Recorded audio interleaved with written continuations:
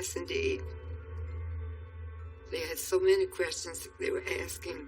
Who do you think did it? They asked me, did you have anything to do with it? Why would I kill my little sister? She had been stabbed in the head 10 or more times. It was a horrible death. I went to her casket. I told her, Brenda, before I die, I'm going to solve this murder. And I plan to do just that.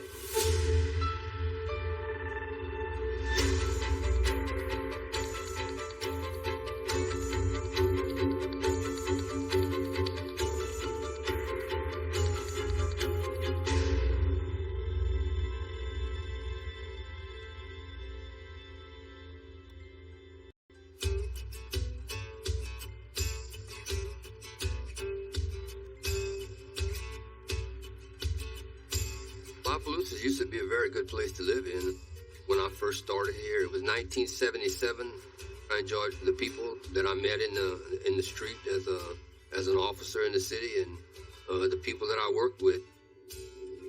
You didn't have many homicides. Things started to change in the town. As years went on, it got worse.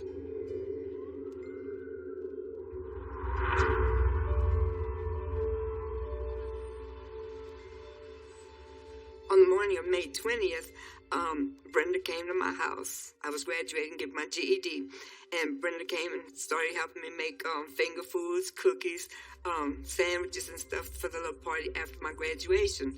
And Brenda stayed at my house until, I'm sure about 8:30 or 9 o'clock that night. And then it started raining real hard, lightning. I mean, the lightning was so bright you would think it was sunshine outside.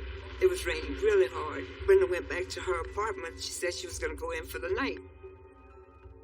29-year-old Brenda DuPont rents a small apartment behind her sister Linda's home. I used to drink coffee with Brenda every morning. And the next morning, I sent Lee Herbert, my son, to go get Brenda to eat breakfast. But Brenda didn't answer the door. And then finally, after about the third or fourth time, I went to my landlord's house and asked her if I could use her phone to call the police, because I knew something was wrong. Brenda would have let us in by now. Police arrive to find a locked front door. The officer knocks, but Brenda doesn't answer. The first officer that arrived on the scene observed, from her vantage point, she observed Brenda's body. The officer now has to get inside Brenda's house any way she can.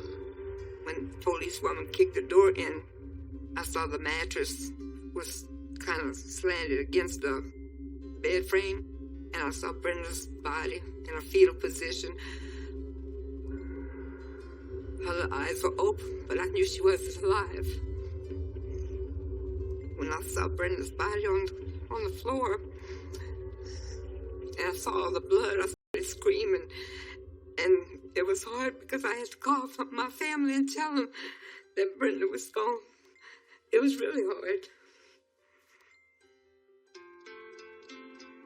Brenda was the youngest girl in 12 children. We were 6 girls and 6 boys, and Brenda was the baby girl. Brenda was my godchild. My mother chose me to be her godmother. My dad was a sharecropper. We had to miss the first 6 weeks of school to help my daddy harvest crops. They were raised in a little country town on a bayou. Very poor people, like many families are from this area. Her dad fed his family catfish from Bayou Teche, and they lived a very, very loving life in that family. I would have done anything for my little sister Brenda. We all had a share in spoiling Brenda. We call it in French, un gâteau chaud. She was my little hot cake. I spoiled her a lot. But Mom and Dad made sure we went to church. We had catechism once a week, like on Saturday mornings. Brenda didn't want to be dressy all the time. She wanted to be in her jeans sometimes, her little tank tops. But Mom and Dad always told Brenda, you can't wear just anything at church. When Brenda is 18 years old, she gives birth to a daughter of her own, Monica. I do believe she was a little bit nervous when she found out she was pregnant because she was young, but Brenda was a very good mother. She started dating when her mother and father let her go, and she married a young man she was in love with. And that didn't last very long. The breakup is hard on Brenda. So she had no income. Brenda was really depressed then. That's when the CPS got involved. And then that's how she lost custody of Monica. Brenda was depressed after they took Monica away from her. And they told her, you know, the only way you get Monica back is for you to do what the doctors tell you to do, to me. And she was getting on her feet. Brenda would do what she had to do to get her daughter. Brenda was doing very well.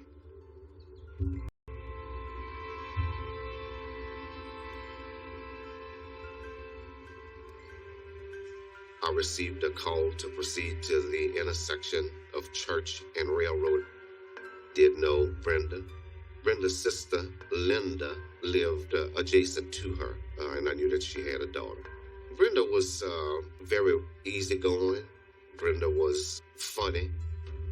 She didn't bother anybody. I was working as a patrolman on that particular day. I knew Brenda lived at that residence. I knew Linda, her sister. I knew all of the people that lived in the house. This wasn't a big city at the time.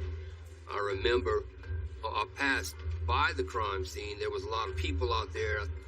Opelousas police videotape the gruesome crime scene.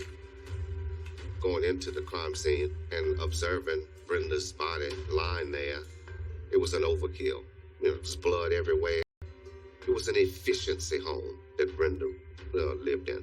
It was a one bedroom kitchen.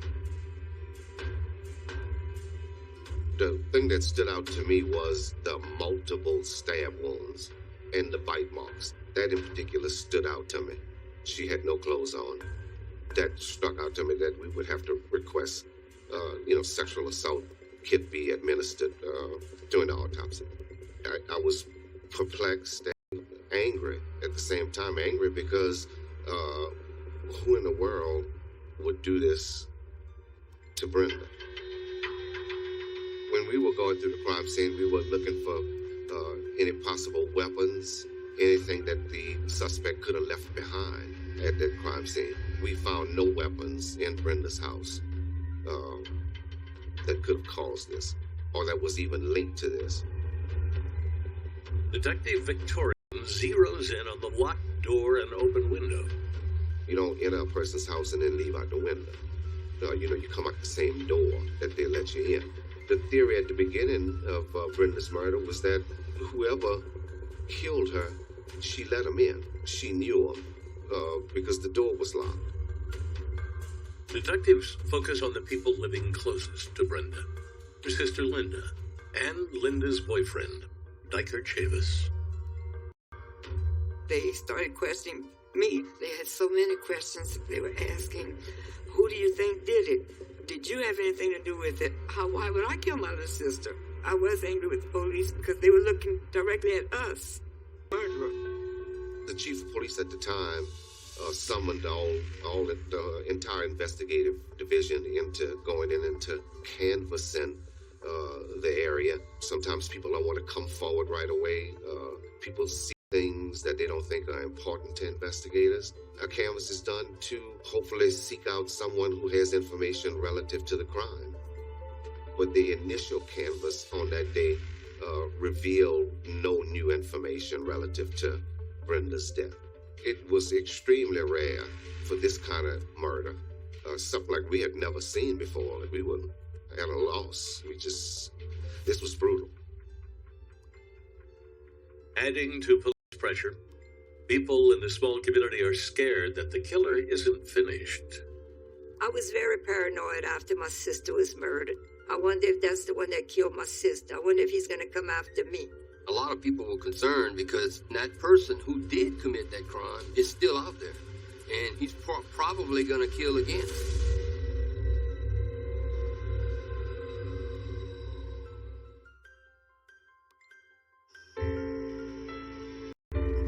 The first thing I was afraid of is that whoever killed Brenda would come back.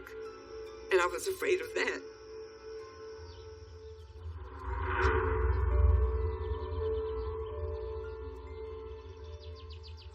Police process the crime scene, and the medical examiner takes Brenda's body to a funeral home. It wasn't until I could get to the funeral home where we could do a thorough examination in the presence of the coroner. I first became familiar with the Brenda DuPont case when I was working at the Louisiana State Police Crime Lab in 1988. There were over 75 items of evidence that were submitted to the Louisiana State Police Lab. I was able to look at the items from the sexual assault kit, such as the vaginal washings and the vaginal swabs. We were able to identify seminal fluid and actually visually identified spermatozoa. So we knew that there was a sexual element involved to the case. Investigators might have the killer's DNA, but there isn't much they can do with it. Well, back in 1988, forensic DNA analysis was in its infancy. It just wasn't as precise and accurate and as widely available as we needed. There weren't really any workable databases back then to compare things to. During the autopsy, the coroner finds bite marks and 31 stab wounds. First thing that popped on me is if this was, certainly this was a crime of passion. You want to talk to the people who live close. You want to talk to people who had knowledge of who she was and what she did. The investigators, they talked to several people who lived in the neighborhood in reference to the murder of Brenda DuPont. They wanted to take me to Baton Rouge to take a lie detector test. And I was willing. I did the test, said I passed it. They didn't have to worry about me. So they continued testing other people that they thought would have done it. Her friend, Dyker Chavin, was present. Dyker was my boyfriend at the time. Yeah, he lived in the home with me. He was a working man. And he tried to do everything he could for me and my children. And would help Brenda too, Brenda and Monica if they needed. The attack on Brenda was brutal, and investigators believe Brenda's sister or her sister's boyfriend would have heard her screaming. I believe they questioned Dyker a good bit, because here was Dyker, right next door. Initially, we thought that Linda and Dyker's proximity and such a horrible and violent crime that they didn't hear anything. We all, investigators talked about that. Both Linda and Dyker claimed the thunderstorm that night must have drowned out Brenda's screams. They just didn't hear it. They heard nothing. I know if Linda would have heard anything, Linda would have gone out. I know Linda. Linda would have gone out and faced the killer, no doubt. While questioning family, detectives also discovered that Brenda had been dating two men named David. We learned that Brenda was dating both of them during the same time, and we needed to find out if one found one another. They both got mad at one another, if this was a revenge killing. So certainly we had to pick up those two and interview them. When you get this kind of information, you try to find that person and talk to them and, see where were they at the time, what were they doing, what was going on with them. And like all other people, the investigators talked to them about this crime. It was later ruled out that they had nothing to do and were not affiliated with the death of Brenda DuPont.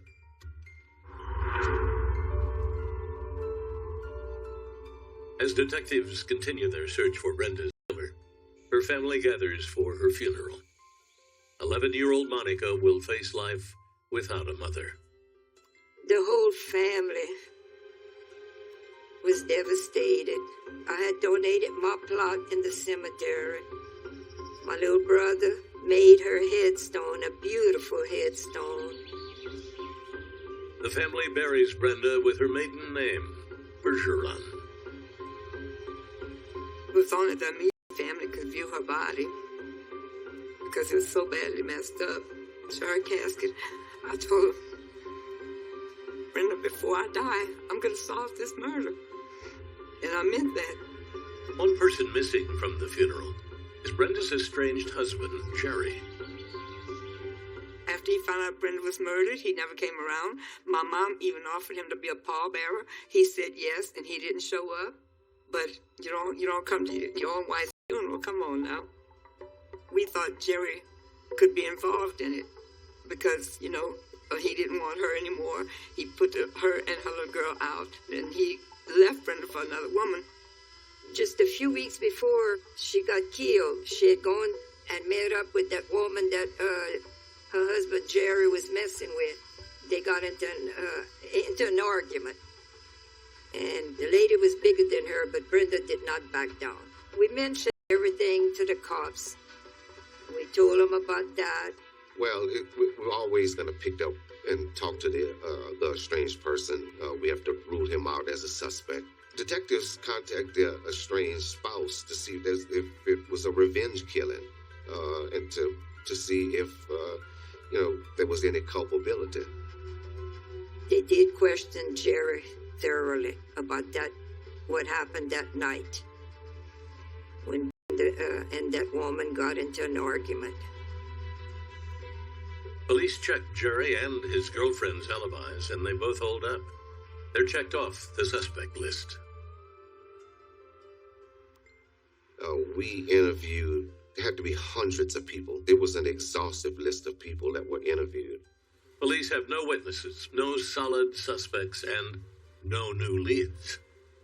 We got to that point where we just couldn't do any more with it until the case evolved. And I always say about this case is this is a case that the evidence had to wait for the technology to catch up with it. It was very, very frustrating because we kept running into dead ends.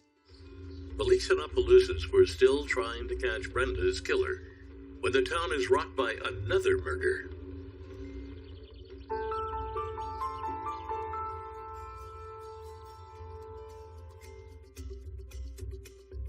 We had a report of a shooting approximately 3 or 4 city blocks from Brenda's homicide. A lot of people were concerned because it was a pretty shocking thing for them to know that something like this had happened in the city. Because of the proximity of the crimes, we thought that it could be our guy.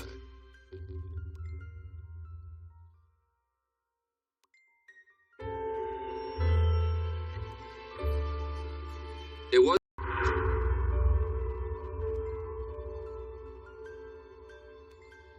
Opelousas police looked for connections between Clint Thompson and Brenda's murder. He was chasing a female into a home, apparently to hurt her. There was an individual, a man, who was at the home and shot and killed him.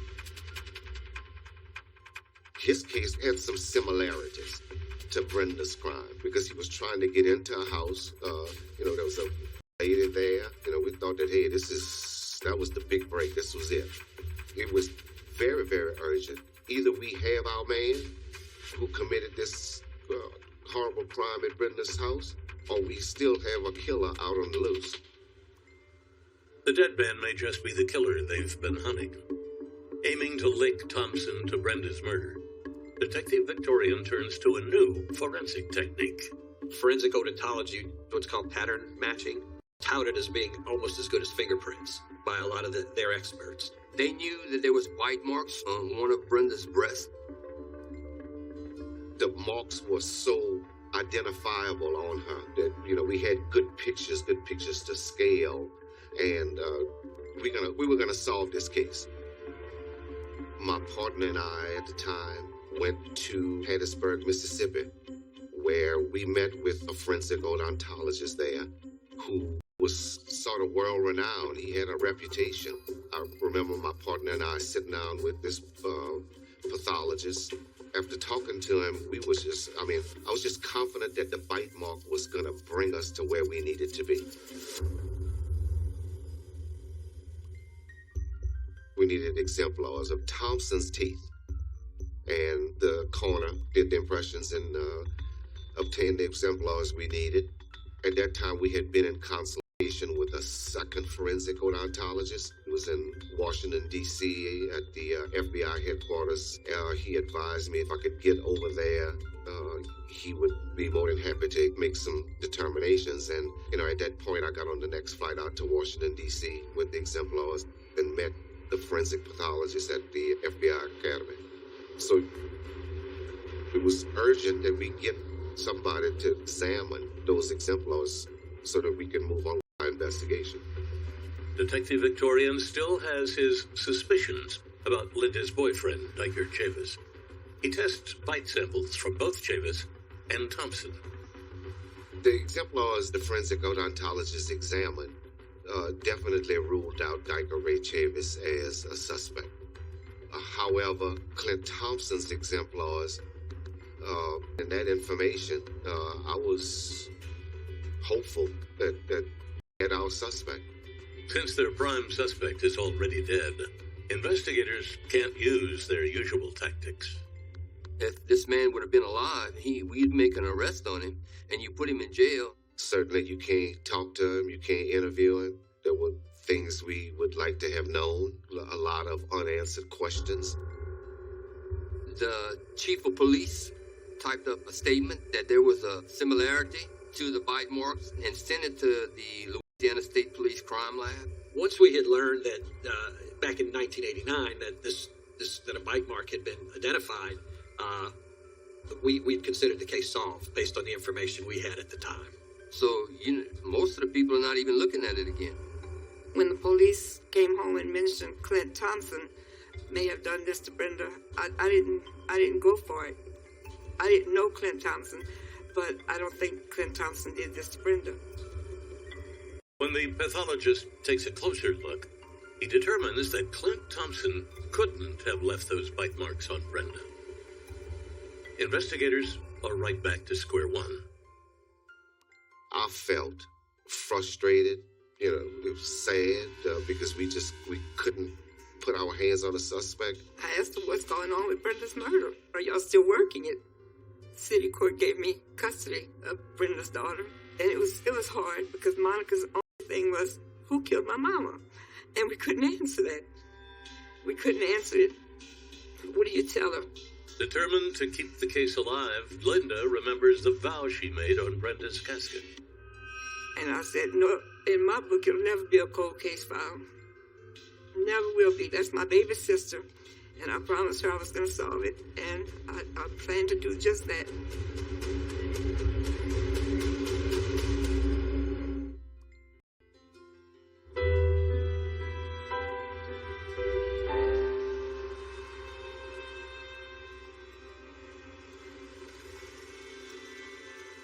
I keep Brenda's pictures in my den on the piano, and I have some on the bookshelf, and just remember things that she and I did together.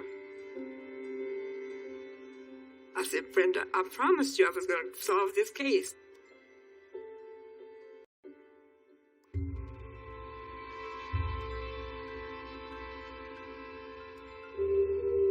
One year after the murder, detectives still have no idea who killed Brenda DuPont. You certainly get tips that you had to follow up on. It's just that to go with. They didn't want to tell me they had made it a cold case file. With the passage of time, leads in the case vanish like a flash of lightning in the Louisiana night, and the case goes cold.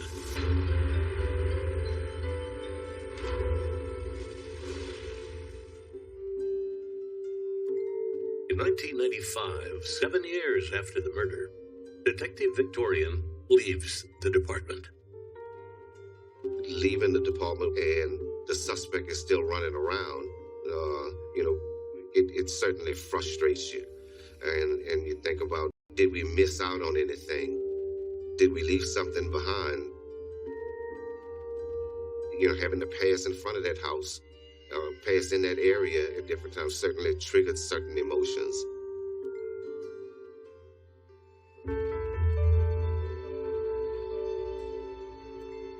The now 18-year-old daughter, Brenda, left behind, is haunted by her mother's murder.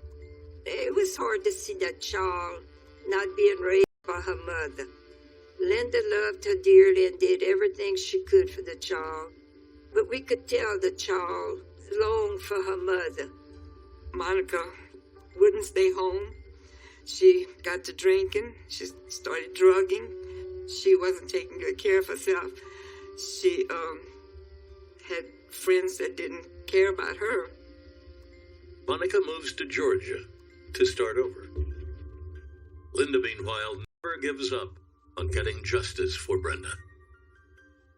Linda's persistence, her bravery, her love for her sister kept this hope alive. but she stayed on them. And she'd call the police officer and say, please help us find the killer. After spending 28 years as state police, I was elected sheriff of St. Landry Parish in 2006. I've been sheriff ever since. When I first got elected sheriff, in fact, Linda said, okay, big boy, we want to close this case. She was not a pain, but she would call me routinely. And she'd call the chief of police at that time and say, please help us find the killer. And when another chief came along, Mr. Gallo, he was hounded, rightfully so, by Linda.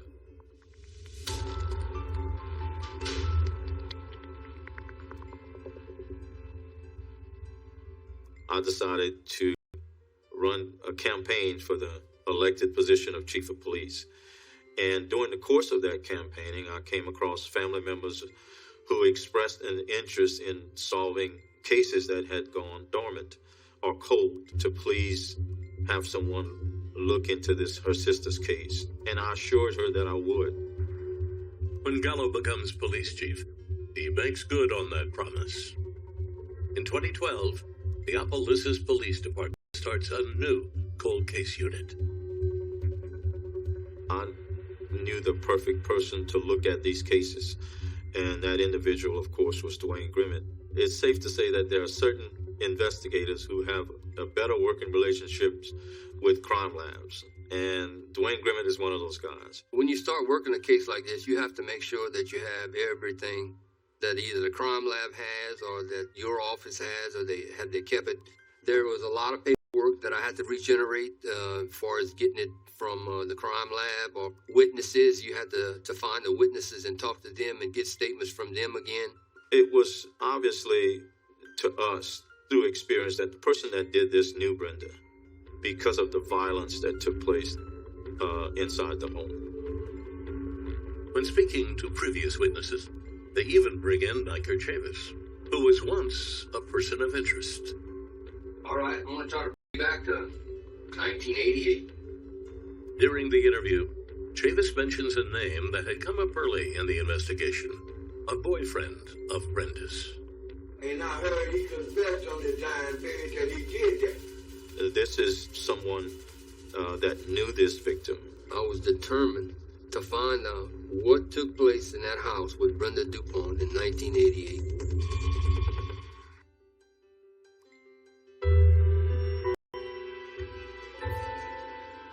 Brenda DuPont lived in a home by herself, and someone went inside that home, raped and stabbed her numerous times. I was trying to find out who it was that had committed this crime.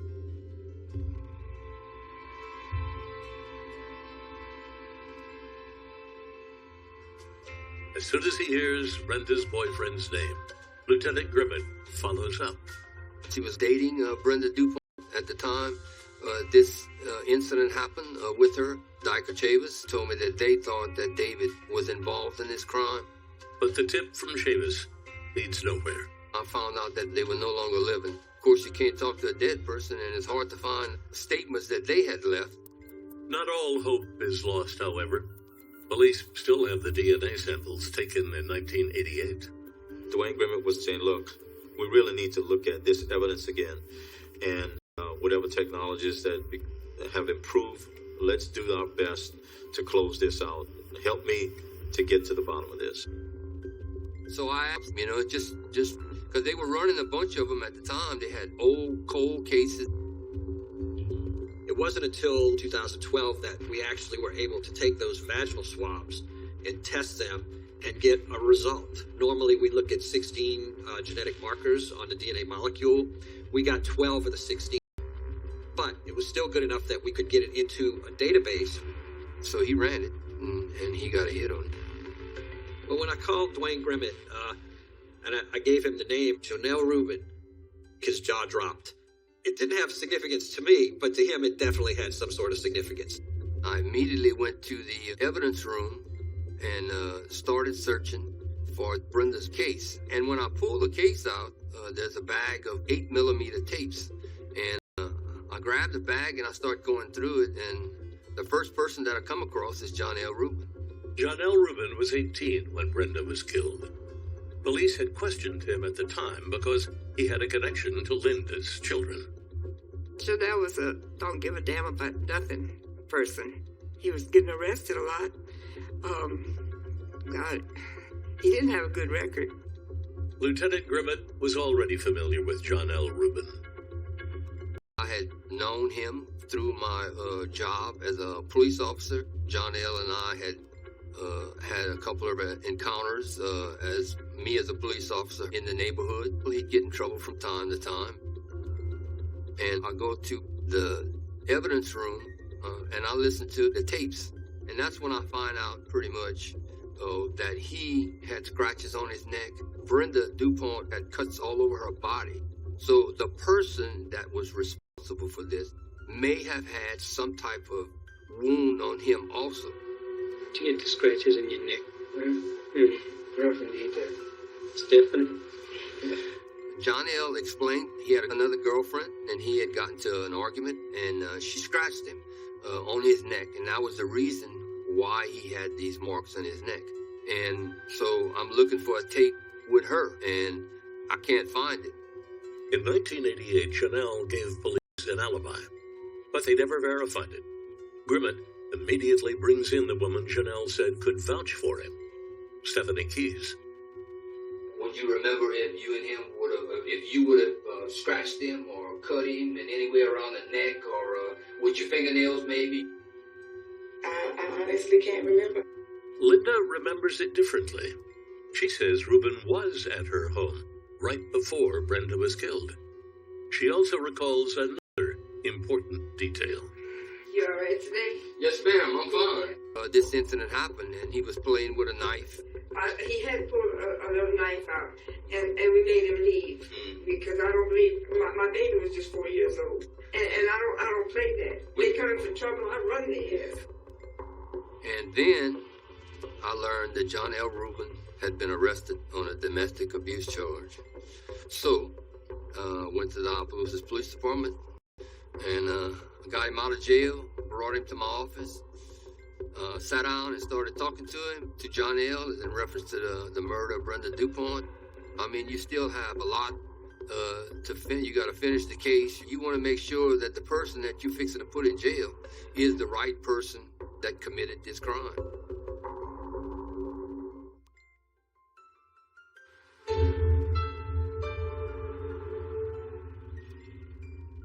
He was placed in the jail. He was right there in my fingertips. All I had to go over there and get him and bring him back to the office and talk to him.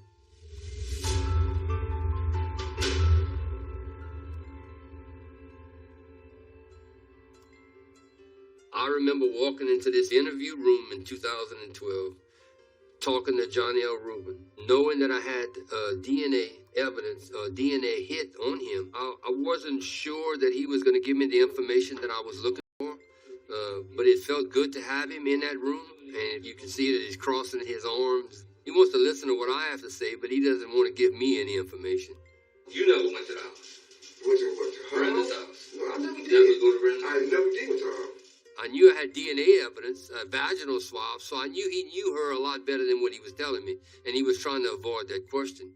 To strengthen his case against Rubin, Lieutenant Grimmett will need to run a second DNA test. The thing about getting a hit in the database, we have to then get a reference sample directly from that individual and test it to confirm the results, make sure there wasn't a sample switch in the database or something along those lines. John L. had given his DNA in Texas in a case that he was involved in there. That's how they got the hit.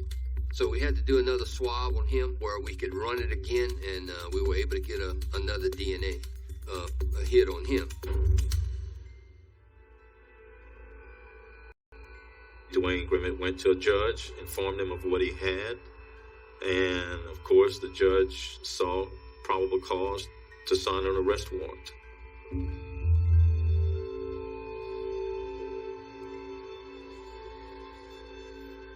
So I brought John L. Rubin back to the police department, and I started talking to him again as it relates to the murder of Brenda DuPont. And he kept kind of pushing my button, tried to get him to tell me what had taken place there, and he wouldn't budge. So I told him I had a warrant for his arrest.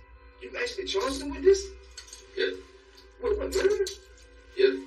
Said I have a vaginal swab that was taken from Brenda DuPont that matches you. DNA, not my DNA. Inside her. Not mine. Inside her. Not mine. Yours. No, not mine. Jonelle Rubin is charged with first-degree murder and aggravated rape. I was outside sweeping my carports, and Perry Gallo called my house, and he said, I want to meet you at my office at 12 because we made an arrest. He said, we arrested Jonelle Rubin. I said, after 24 years, y'all finally got him. But the uncertainty of a jury trial, and regardless of what evidence and how much evidence you have, there's potential for an acquittal.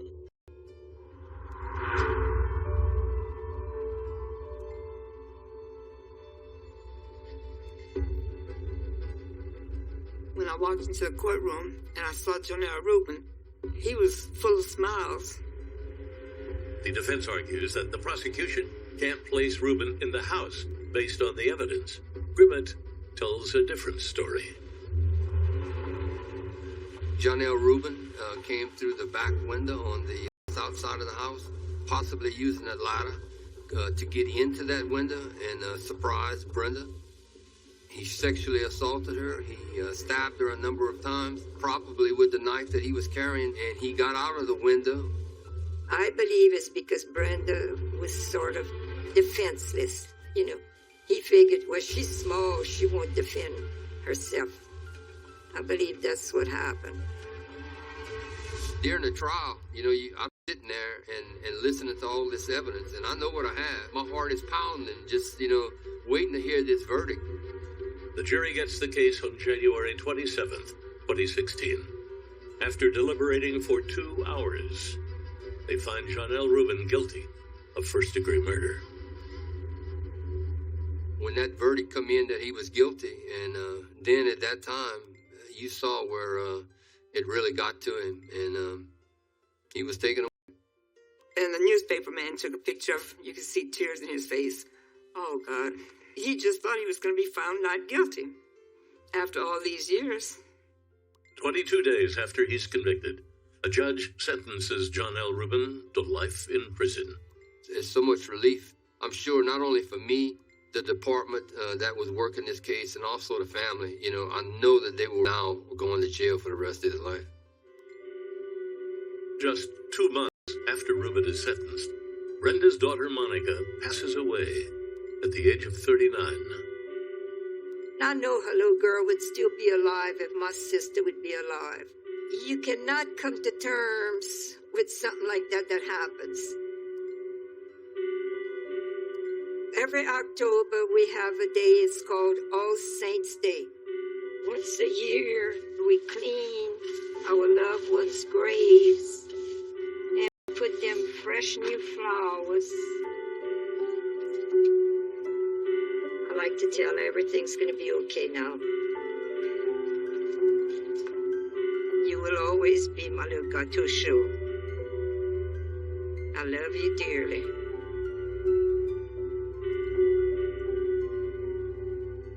I did visit Brenda's grave after he was found guilty, and I told Brenda I was going to solve this. And it was